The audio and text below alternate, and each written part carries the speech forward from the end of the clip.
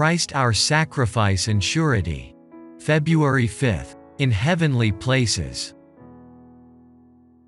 Who his own self bare our sins in his own body on the tree, that we, being dead to sins, should live unto righteousness, by whose stripes ye were healed.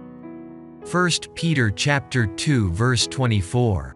If for some crime that you had committed you were incarcerated within prison walls, with the sentence of death passed upon you, and a friend should come to you and say, I will take your place, and you may go free, would not your heart be filled with gratitude for such unselfish love?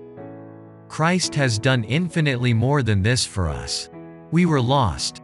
The sentence of death had been passed upon us, and Christ died for us, and thus set us free. He said, I will take upon myself the guilt of the sinner, that he may have another trial. I will put within his reach power that will enable him to overcome in the struggle with evil. This is where human beings stand today. Christ has bought us with his life, and we belong to him.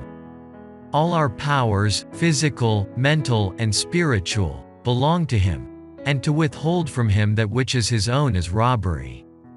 Manuscript 11, 1885. Imagine, if possible, the nature and degree of Christ's sufferings. This suffering in humanity was to prevent the outpouring of the wrath of God upon the whole of those for whom Christ died. Yea, for the Church this great sacrifice will be efficacious throughout eternity.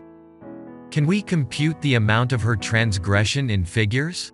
Impossible. Then who can approach unto a conception of what Christ has endured when standing in the place of surety for his Church? He was the only one who could bear the strokes in behalf of the sinner and because of his innocence not be consumed. In the sacrifice of God's only begotten Son is demonstrated the awful glory of divine justice and holiness. Manuscript 6, 1897. By pledging his own life, Christ has made himself responsible for every man and woman on the earth. He stands in the presence of God, saying, Father, I take upon myself the guilt of that soul. It means death to him if he is left to bear it. If he repents, he shall be forgiven. My blood shall cleanse him from all sin. I gave my life for the sins of the world.